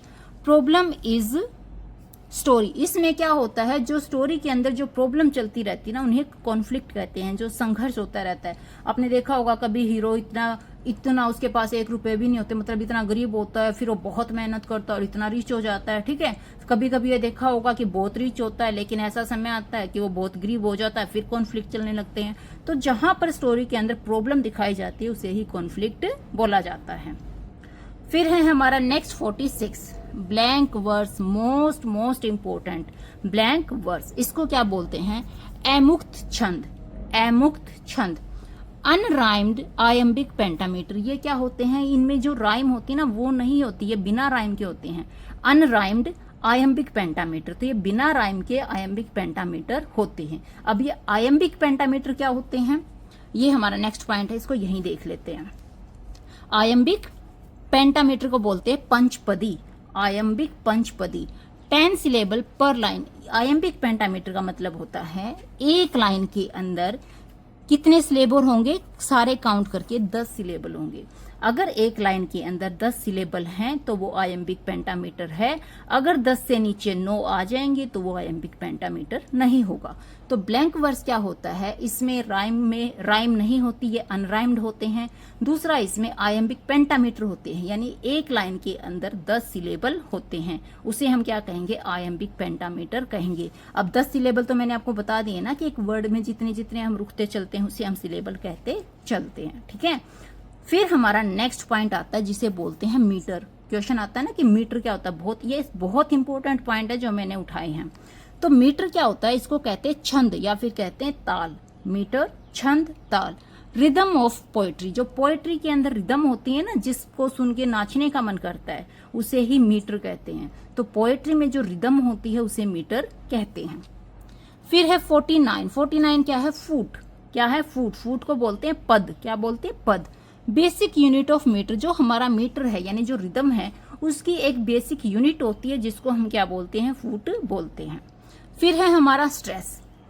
अब ये हमारा वो वाला स्ट्रेस नहीं जो दिमाग में चलता है, वो स्ट्रेस नहीं है। ये स्ट्रेस क्या है? बलाघात। क्या है? बलाघात। एम्फेसिस ऑन सिलेबल, जब हम किसी वर्ड को बोलते हैं उसमें जो सिलेबल आते हैं तो उनके ऊपर जो हम स्ट्रेस डालते हैं ना, उसे हम क्या बोलते हैं? स्ट्रेस बोलते हैं। जैसे कैट, तो यहाँ पे मैंने स्ट्रेस कहाँ पे डाला? एट। Cat, at. तो यहाँ पे जो हमारा ये एट में जो मैंने डाला है ना, इससे स्ट्रेस बोलेंगे, ना कि दिमाग में आने वाले स्ट्रेस को स्ट्रेस बोलेंगे। ठीक है, तो यहाँ पे लिटरेचर में जो स्ट्रेस होता है वो सिलेबल के ऊपर डलने वाला क्या होता है? जोर होता है, प्रेशर होता है। फिर है नेक्स्ट पॉइंट। नेक्स्ट पॉइंट क्या है? वर्स। क्या है? वर्स। ये क्या होता है? Line of poetry. पोएट्री के अंदर जो लाइन होती है ना, उसको ही वर्स बोला जाता है। फिर है नेक्स्ट पॉइंट क्या बोलेंगे? Shakespearean blank verse. ये वर्ड इंपॉर्टेंट है कि ये कौन सा ब्लैंक वर्स है, शेक्सपियरन है कि शेक्सपियरन नहीं है। तो शेक्सपियरन ब्लैंक वर्स क्या होता है? Famous use in plays. ये क्या करता है? ये अपने प्लेज के अंदर ही इसको बहुत ज्यादा फेमस किया हुआ है, मतलब जो प्लेज है उसके अंदर ये अपने ब्लैंक वर्स को यूज करता है, उसी को अंदर क्या है? प्लेज के अंदर ही इस ब्लैंक वर्स को बहुत ज्यादा फेमस किया हुआ है, उसे शेक्सपियरन ब्लैंक वर्स कहते हैं। फिर हमारा है नेक्स्ट पॉइंट 53। पोएट्री। पोएट्री क्या होती है? कोई कविता। पोएट्री क्या होती है? कविता। लिटरेचर रिटन इन वर्स, जब कोई लिटरेचर वर्स में लिखी जाती है, वर्स मतलब लाइन में लिखी जाती है, वर्स का मतलब होता है लाइन। तो जब लिटरेचर किसमें लिखी जाती है? वर्स में लिखी जाती है, लाइन में लिखी जाती है। Often expressing emotion and ideas, और इसके अंदर जो इमोशन होते हैं उनको एक्सप्रेस किया जाता है, और जो आइडियाज होते हैं उनको एक्सप्रेस किया जाता है। कहाँ पर? वर्स के अंदर, लाइन के अंदर। तो जब हम कोई लाइन लिखते हैं और उन लाइनों में एक्सप्रेस करते चले जाते हैं अपने इमोशंस को, अपने आइडियाज को, तो वो क्या बन जाती है? वो एक पोएट्री बन जाती है। अब ये पोएट्री राइम्ड भी हो सकती है, अनराइम्ड भी हो सकती है। ठीक है, अब हमारा नेक्स्ट पॉइंट आता है नोवेल। क्या है? नोवेल यानी उपन्यास। क्या आ गया? नोवेल यानी उपन्यास। A long fictional prose narrative. ये क्या होता है? एक लॉन्ग, एक लंबा सा फिक्शनल होता है। क्या होता है? फिक्शनल होता है। अब फिक्शनल क्या होता है? फिक्शनल का मतलब होता है काल्पनिक साहित्य। तो जो नोवेल होती है ना, इसमें जो ये नोवेल लिखी जाती है ये एक काल्पनिक साहित्य होता है, मतलब कल्पनाओं से भरा पूरा एक स्टोरी होती है, उसे ही हम क्या कहते हैं? नोवेल कहते हैं। जैसे कि एग्जाम्पल देखें, अब देखो यहाँ पे मैंने 2 एग्जाम्पल लिखे हैं। विलियम शेक्सपियर प्ले, तो एक तो विलियम शेक्सपियर के जो प्ले हैं और दूसरा मैंने लिखा है प्राइड एंड प्रेजुडिस। तो जो विलियम शेक्सपियर के जो प्ले है ना, वो नोवेल नहीं है, वो क्या है? ड्रामा है। विलियम शेक्सपियर ने कोई भी नोवेल नहीं लिखा, ये बात याद रख सकते हो। क्वेश्चन आ सकता है कि विलियम शेक्सपियर का नोवेल कौन सा है, तो उनका कोई भी नोवेल नहीं है। तो जो विलियम शेक्सपियर ने लिखे हैं वो तो है ड्रामा, लेकिन जो प्राइड एंड प्रेजुडिस है ये क्या है? नोवेल है। तो नोवेल क्या होता है? ये फिक्शनल होता है, यानी कि काल्पनिक साहित्य होता है जो कल्पनाओं पे बेस्ड होता है। तो नोवेल समझ में आ गया होगा। अब हम करते हैं नेक्स्ट पॉइंट, जो है हमारा शॉर्ट स्टोरी। शॉर्ट स्टोरी यानी लघु कथा। लघु कथा। A brief fictional prose narrative, इसमें भी क्या होता है? ये जो होती है ये भी फिक्शनल होती है, मतलब ये भी कल्पनात्मक होती है, इसमें भी कल्पनाओं के बेस पे स्टोरी लिखी जाती है, लेकिन ये छोटी होती है, बहुत बड़ी नहीं होती, छोटी सी होती है, इसलिए इसको शॉर्ट स्टोरी कहा जाता है। जैसे the gift of the Magi, ये क्या है? ये एक शॉर्ट स्टोरी है। कौन सी? The gift of the Magi. तो एक ऐसी स्टोरी जो कल्पनाओं से तो लिखी जाती है, लेकिन ये क्या होती है? छोटी सी होती है, उसको कहते हैं शॉर्ट स्टोरी। फिर है हमारा नेक्स्ट पॉइंट ऐसे। ऐसे यानी निबंध। ऐसे यानी निबंध। A short piece of writing expressing idea और ओपिनियन, ये भी क्या होता है? ये भी जो राइटिंग होती है उसका एक छोटा सा टुकड़ा होता है, मतलब जो ऐसे होते हैं वो भी छोटे छोटे होते हैं, बहुत बड़े नहीं होते। इनके अंदर किसी भी बंदा जो भी लिखता है एसेज, वो क्या करता है? आइडियाज, उसके जो भी आइडिया हैं या जो उसका ओपिनियन है उसको वो इसके अंदर एक्सप्रेस करता है अपने एसेज के अंदर। तो एसेज क्या होते हैं? छोटे होते हैं। इसमें जो राइटर होता है वो अपने आइडियाज, अपने ओपिनियन को क्या करता है? एक्सप्लेन करता है, दूसरों के सामने एक्सप्रेस करता है। Essays by Francis Bacon. अब जो एसेज हैं वो किसके हैं, फेमस हैं, फ्रांसिस बेकन के। किसके, फ्रांसिस बेकन के। फ्रांसिस बेकन को एसेज का फादर भी माना जाता है। तो क्वेश्चन आ जाए who is the father of essays, तो फ्रांसिस बेकन क्या है, फादर है एसेज के। फिर हमारा है next point, point number 51, biography. क्या है, बायोग्राफी, जिसको कहते हैं हिंदी में जीवनी। बायोग्राफी, बायोग्राफी क्या होती है, जीवनी। इसका क्या मतलब है, the life story of a person written by someone else. ये किसी की जो लाइफ होती है उसके बारे में लिखा जाता है कि भाई इस बंदे की लाइफ ऐसी थी ऐसी थी ऐसी थी, इसने ये किया ये नहीं किया, ये इसका डाउनफॉल था। तो जब किसी के बंदे की जो लाइफ स्टोरी लिखी जाती है और ये लाइफ स्टोरी किसी दूसरे ही व्यक्ति के द्वारा लिखी जाती है, इसे हम क्या कहते हैं, बायोग्राफी कहते हैं। मतलब किसी की लाइफ स्टोरी के बारे में लिखना, लेकिन किसी दूसरे बंदे के द्वारा लिखना बायोग्राफी कहलाती है। फिर हमारा नेक्स्ट पॉइंट आता है ऑटोबायोग्राफी। क्या, ऑटोबायोग्राफी, इसको कहते हैं आत्मकथा। क्या कहते हैं, आत्मकथा। The life story written by the person themselves. इसमें क्या होती है, इसमें लाइफ की स्टोरी तो लिखी जाती है लेकिन ये किसी दूसरे बंदे से नहीं लिखी जाती, इसको बंदा स्वयं लिखता। अब जैसे मान लो मैं अपनी लाइफ की स्टोरी कि भाई मैं ऐसे ऐसे मेरा जन्म हुआ, यहाँ हुआ, मैंने ये किया वो किया वो किया, तो अगर मैं अपने बारे में खुद से लिखूं तो वो मेरी हो जाएगी ऑटोबायोग्राफी। बट अगर मैं अपनी ना लिख के किसी दूसरे के बारे में लिखूं तो वो हो जाएगी उसकी biography.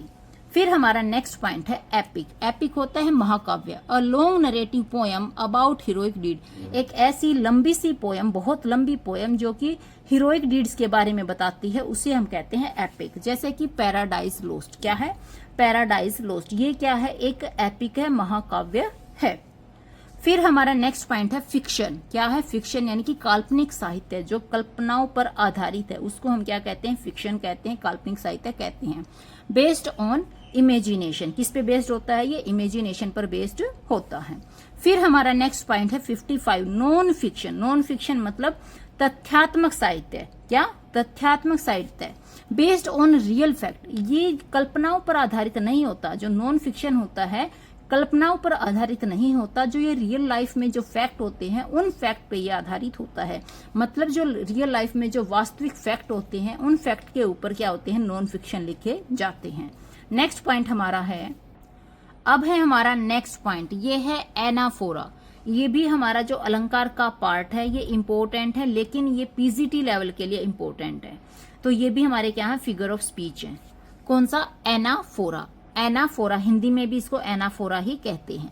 Repetition at the beginning of life. इसमें क्या होता है, रिपीटिशन जो होता है वो बिगिनिंग में होती है, मतलब शुरुआत में रिपीटिशन होती है।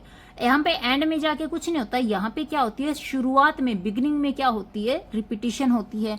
एग्जाम्पल देखेंगे, we shall fight we shall win, we shall fight we shall win. तो यहाँ पे रिपीटिशन कहाँ पे हुई, शुरुआत में, बिगिनिंग में। तो जो जहां पर बिगिनिंग में शुरुआत हो, एक जैसी रिपीटिशन हो, उसको हम क्या कहेंगे, एनाफोरा कहेंगे। Every day every night every moment I think of you. मैं हर दिन हर रात हर मोमेंट में तुम्हारे बारे में सोचता हूँ। तो यहाँ पे क्या है, एवरी एवरी एवरी, तो शुरुआत में, बिगिनिंग में क्या है, रिपीटिशन हो रही है, इसलिए हम इसको क्या कहेंगे, एनाफोरा कहेंगे। फिर हमारा नेक्स्ट है, नेक्स्ट को हम क्या कहेंगे, एपोस्ट्रोफी, संबोधन अलंकार। एपोस्ट्रोफी, संबोधन अलंकार सबसे आसान होता है, पेपर में बाई चांस ही मिलता है, ठीक है, क्योंकि इसकी पहचान हर किसी को होती, इसमें समझने का कुछ भी नहीं होता। तो एपोस्ट्रोफी यानी संबोधन अलंकार। एड्रेसिंग एन एब्सेंट पर्सन और थिंग, ये क्या होता है, इसके अंदर इस सेंटेंस में क्या होता है, उस बंदे को एड्रेस किया जाता है जो कि एब्सेंट होता है, उस चीज को एड्रेस किया जाता है जो कि एब्सेंट होती है। मतलब जो चीज नहीं है उसको यहाँ पे क्या है, एड्रेस किया जाएगा। फॉर एग्जाम्पल, यहाँ पे सबसे पहले एक चीज देखने की होती है, ये जो हमारा सिंबल है ये किसका है, एपोस्ट्रोफी का है। बिना किसी चीज को पढ़े अगर कहीं भी आपको ये मिल जाए तो हम उसको क्या बताएंगे, ये कौन सा अलंकार है, एपोस्ट्रोफी अलंकार है। और इसी सिंबल के कारण ये पेपर में नहीं आता, क्योंकि बच्चे सिंबल देख के ही आंसर कर देते हैं, लेकिन एग्जाम्पल से समझते हैं। O death, where is thy sting, यहाँ पे किसके बारे में बात की गई है, डेथ। और डेथ कभी कहीं होती है, नहीं, डेथ क्या होती है, एब्सेंट होती है। तो जो चीज एब्सेंट है उसके बारे में बात करना क्या कहलाता है, एपोस्ट्रोफी कहलाता है। O moon guide me through the dark night, तुम मुझे गाइड कर दो, किसके थ्रू कर दो, डार्क नाइट के थ्रू मुझे गाइड कर दो। तो जो ये ओ मून है ना, ये मून क्या है, एब्सेंट है, मून वहां पे है नहीं, बस मून को क्या है, मून से बातें की जा रही हैं। O love, why do you make people suffer, O love, क्यों तुम लोगों को सफर करवाते हो, क्यों तुम लोगों की लाइफ में दर्द बनकर आते हो। तो यहाँ पे प्यार कोई दिखने वाली चीज नहीं है कि भाई प्यार वहां पे प्रेजेंट है, नहीं, प्यार क्या है, वहां पे एब्सेंट है, बस उसके बारे में बातें की जा रही हैं। तो जो चीज एब्सेंट होगी जब उसको एड्रेस किया जाएगा तो वो हमारा होगा एपोस्ट्रोफी। और इससे भी आसान हमें क्या करना है, ये सिंबल देखना है, जहां पर भी ये सिंबल होगा वहां पर होगा एपोस्ट्रोफी यानी संबोधन अलंकार। फिर हमारा नेक्स्ट आता है यूफिज्म, इंपॉर्टेंट है। यूफिज्म यानी कि शिष्टोक्ति अलंकार। क्या है, शिष्टोक्ति अलंकार यूफिज्म। इसमें क्या होता है, mild expression for harsh reality. इसमें क्या होता है, हार्श रियलिटी को डायरेक्ट ना कह के उसके बारे में क्या है, उसको थोड़ा सा अच्छे तरीके से बताया जाता है, उसे क्या कहते हैं, यूफिज्म कहते हैं। मतलब आपको किसी को कुछ कहना है लेकिन उसको डायरेक्ट ना कहकर उस चीज को थोड़े अच्छे वर्ड का यूज करके अगर आप कह दो तो वो क्या कहलाएगा, यूफिज्म कहलाएगा। कैसे, अगर मैं किसी को कह दूं वो तो डाइड हो गया तो वो अच्छा नहीं लगेगा, लेकिन अगर मैं उसी की जगह कह दूं कि पास अवे हो गया, क्या हो गया, पास्ट अवे हो गया, तो वो वर्ड क्या होगा, थोड़ा अच्छा लगेगा। मरने का मतलब तो वही होगा, लेकिन क्या है, अगर हम तरीके से कहेंगे तो सामने वाले को बुरा कम लगता है, उसको थोड़ा अच्छा लगेगा कि भाई शिष्टाचार से हमसे बातें कर रहा है। अगर हम डायरेक्ट ही कह दे कहाँ मर रहा है भाई तू, तो वो क्या है, उसको बुरा लगेगा, यार कैसे बोल रहा है। तो यहाँ पे किसी के मरने को डाइड नहीं बोलना, क्या बोलना है, पास्ट अवे, कि भाई वो जो बंदा था ना वो पास्ट अवे हो गया। तो ये क्या है, ये एक सिस्टमैटिक तरीका होता है, ढंग से बात करने का ये तरीका होता है। शी इज डिफरेंटली एबल्ड, अब कोई बच्चा है वो क्या है, उसमें कुछ दिक्कतें हैं, तो अगर हम उसको ये कहेंगे कि ये तो डिसेबल बंदा है, कैसा है भाई, डिसेबल है, तो उसको भी, उसके पेरेंट्स को भी बुरा लगेगा कि देखो मेरे बच्चे को कैसे बोल रहे हैं। बट अगर हम उसको डिसेबल ना कह के उसे क्या कह दे, डिफरेंटली एबल्ड, बात वही है कि भाई उसके अंदर प्रॉब्लम है तो है, लेकिन गलत वर्ड यूज करने की बजाय अगर हम उसको थोड़े अच्छे वर्ड में बोल दे तो सामने वाले को बुरा कम लगता है। तो शी इज डिफरेंटली एबल्ड, वो क्या है, डिफरेंटली एबल्ड है, मतलब उसके साथ कुछ ना कुछ दिक्कत है। द कंपनी इज ड्रोनजिंग, जो कंपनी है वो क्या कर रही है, डाउनजीनिंग कर रही है, क्या कर रही है, डाउनजीनिंग। इसका मतलब क्या है, अब यहाँ पे हम जैसे कहते हैं ना कंपनी उसको निकाल रही है, तो जब हम किसी को ये कह दे भाई इसको तो निकाल दिया, तो उसको बुरा लगेगा कि देखो मुझे कह रहे हैं कि मुझे तो जॉब से निकाल दिया, ऐसे निकाल दिया। तो निकालने की जगह अगर हम उसको फायर कह दें कि फायर कर दिया, तो फायर करने की जगह अगर हम उसको कह दें कि उसको डाउनजिंग कर दिया, क्या कर दिया, डाउनजिंग कर दिया, तो वो अच्छा लगता है। तो एक ऐसा वर्ड जो डायरेक्ट किसी को बोलने से उसको वो चुभ जाए, उसको वो तकलीफ दे, तो उस वर्ड को हटाकर उसकी जगह पे कोई अच्छा वर्ड लगा देना क्या कहलाता है, यूफिज्म कहलाता है। तो ये क्लियर हो गया होगा, किसी को भी कुछ गलत ना बोल के उसी वर्ड को अच्छे शब्दों में यूज करके बोल देना यूफिज्म कहलाता है। फिर हमारा नेक्स्ट है एंटीथीज्म। क्या है, एंटीथीसिस, एंटीथीसिस जिसे कहते हैं विरोधी विचार। एंटीथीसिस विरोधी विचार क्या होता है, अब देखो दो बंदे हैं, एक के विचार कुछ होंगे दूसरे के कुछ और, तो दोनों के विचार क्या होंगे, कभी भी सेम नहीं होते, थोड़े बहुत उनमें क्या होते हैं, ऊपर नीचे होता है, तो उसे ही हम क्या कहते हैं, विरोधी विचार। यानी एक कुछ और चाहता है दूसरा कुछ और चाहता है, तो वो हो जाएगा एंटीथीसिस। क्या हो जाएगा, एंटीथीसिस, विरोधी विचार हो जाएंगे। Contrasting ideas in one sentence, एक ही सेंटेंस के अंदर अगर आपको दो तरह के आइडिया दिखाई दें तो उसे बोलेंगे एंटीथीसिस। मतलब यहाँ पे एक सेंटेंस में विरोधी विचार दिखाई देंगे। जैसे मैन प्रपोजिस, गॉड डिस्पोजिस। मैन क्या करता है, प्रपोज करता है, गॉड क्या करता है, डिस्पोज करता है। मतलब आदमी तो बनाता है और भगवान क्या करता है, उसको खत्म कर देता है।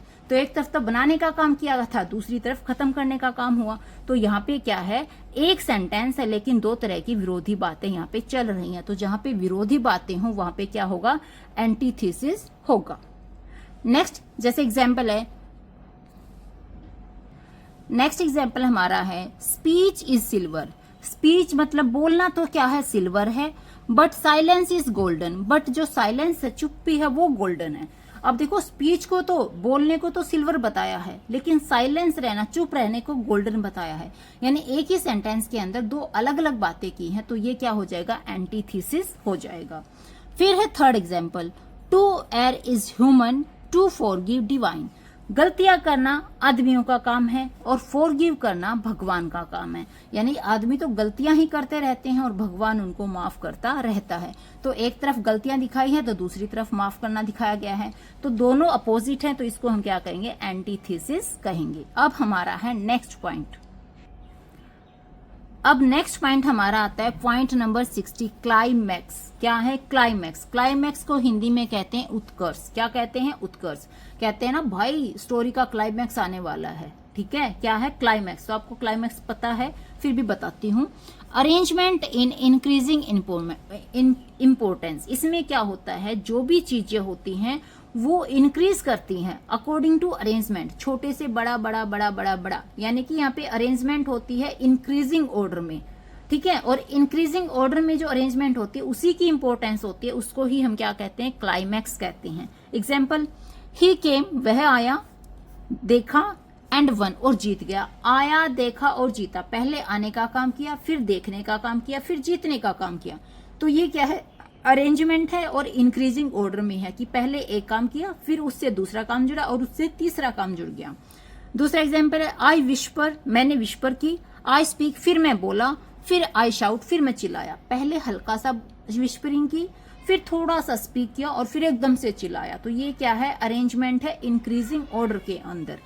थर्ड एग्जाम्पल, द चाइल्ड, पहले बच्चा है, फिर बच्चा आदमी बना और आदमी से बच्चा हीरो बन गया। यानी कि बच्चा बना, पहले एक बच्चा है, बच्चे से वो क्या हुआ, बड़ा हुआ, मैन बन गया, मैन से वो हीरो में कन्वर्ट हो गया। तो ये क्या है, हमारा क्लाइमैक्स है। एक और एग्जांपल देखते हैं, जैसे हम बोलते हैं ना गुड, फिर हम बोलते हैं बेटर, फिर हम बोलते हैं बेस्ट। यानी कि किसी ने कोई काम किया तो हम कहेंगे ठीक है गुड है, फिर कहते हैं वाह ये तो बेटर है, फिर कहते हैं वाह ये तो बेस्ट है। तो छोटे से बड़ा जब अरेंजमेंट करते हैं उसको क्लाइमैक्स बोलते हैं। फिर हमारा नेक्स्ट पॉइंट है पॉइंट नंबर 61, एंटी क्लाइमैक्स। अब किसी चीज का उल्टा ना हो ऐसा तो हो ही नहीं सकता, तो क्लाइमैक्स फिर क्या है, एंटी क्लाइमैक्स। इसको बोलते हैं अपकर्ष। क्या बोलते हैं, अपकर्ष। Sudden fall from serious to simple. इसमें क्या होता है, बंदा बिल्कुल सीरियस पॉइंट पे होता है और वहां से एकदम से उसमें क्या होता है, फॉल आता है, वो नीचे जा गिरता है। मतलब बहुत बड़ा, ऊपर ऊंचाइयों पे है, ऊंचाई से सीधा नीचे, उसे कहते हैं एंटी क्लाइमैक्स। क्लाइमैक्स में तो क्या था, छोटी चीज से बंदा मेहनत कर करके ऊपर गया। अब यहाँ पे बंदा शुरू में ही ऊपर और वहां से क्या होता है, ऊपर से सीधा नीचे आता है। तो क्लाइमैक्स में क्या होता है, इंक्रीजिंग होता है, एंटी क्लाइमैक्स में क्या होता है, डिक्रीजिंग होता है। जैसे कि एग्जाम्पल देखते हैं, ही लॉस्ट हिज फैमिली, उसने अपनी फैमिली को लॉस्ट कर दिया, खो दिया।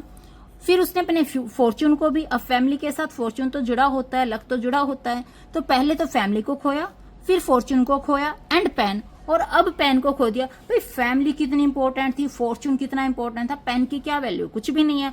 बट ऊपर से लाके सीधा नीचे पेन पे मारा है, यानी इतना बड़ा बड़ा खोने के बाद क्या पेन की कोई वैल्यू बचती है, कुछ भी नहीं बचती। तो इसे बोलते हैं एंटी क्लाइमैक्स, यानी कि एक वैल्यूएबल चीज से सीधा नीचे आना क्या होता है, एंटी क्लाइमैक्स होता है। एक और एग्जाम्पल देखते हैं, ही लॉस्ट हिज वाइफ, उसने अपनी वाइफ को खो दिया। हिज चिल्ड्रन, अपने बच्चों को भी खो दिया। एंड हिज वॉलेट, और अपने वॉलेट को भी। भाई कहाँ वाइफ, कहाँ बच्चे और कहाँ ये छोटा सा वॉलेट। तो बड़ी सी चीज से नीचे गिरना क्या होता है, एंटी क्लाइमैक्स होता है। शी फाउट फॉर ट्रूथ, वह ट्रुथ के लिए लड़ा, जस्टिस के लिए लड़ा। And A cup of T, अब वो किसके लिए लड़ रहा है, एक कप ऑफ टी, एक चाय के एक प्याले के लिए लड़ रहा है। यानी ट्रुथ के लिए लड़ने वाला, न्याय के लिए लड़ने वाला, अब किसके लिए लड़ रहा है, टी के लिए लड़ रहा है। तो ये क्या हो गया, एंटी क्लाइमैक्स। अब है हमारा नेक्स्ट पॉइंट, जो कि हमारा है लास्ट पॉइंट इस वीडियो का, ये है हमारा लिटोट्स। क्या है, लिटोट्स। इसको हिंदी में बोलते हैं नयूनोक्ति। क्या बोलते हैं, नयूनोक्ति अलंकार। अब ये क्या होता है, affirmation by negating the opposite. इसमें क्या होता है, चीजों का जो एफर्मेशन होता है ये क्या होता है, अपोजिट होता है। कैसे, he is not a bad player. इसमें क्या होता है कि हम किसी को बुरा ना कह के क्या करते हैं, दूसरे ही तरीके से बोलते हैं। जैसे कि he is not a bad player, वो बुरा प्लेयर नहीं है। एक तो हम उसको ये भी कह सकते हैं कि वो अच्छा प्लेयर है, लेकिन अच्छा प्लेयर कहने की बजाय हम उसको क्या कहते हैं कि वो बुरा प्लेयर नहीं है। तो ये क्या होगा हमारा लिटोट्स। मतलब इसमें हम क्या करते हैं, बातों को बदल बदल के करते हैं। शी इज नॉट अनहैप्पी, वो अनहैप्पी नहीं है। अरे अनहैप्पी नहीं है तो हैप्पी होगा ना भाई, विद द रिजल्ट। वो रिजल्ट से अनहैप्पी नहीं है। तो अगर सीधा कहते तो क्या कहते, भाई वो अपने रिजल्ट से हैप्पी है, लेकिन हैप्पी नहीं बोलना, उसको नेगेटिव टर्म में लेके जाना है। भाई पॉजिटिव नहीं यूज करना, नेगेटिव बनाना है कि भाई वो हैप्पी नहीं है। हैप्पी नहीं है तो क्या कहा कि वो नोट, उसको साथ में नोट यूज कर दिया कि शी इज नॉट अनहैप्पी, वो अनहैप्पी नहीं है, वो तो हैप्पी है। तीसरा एग्जाम्पल क्या है, this is know small achievement, ये छोटी अचीवमेंट नहीं है, इसका मतलब बड़ी अचीवमेंट है।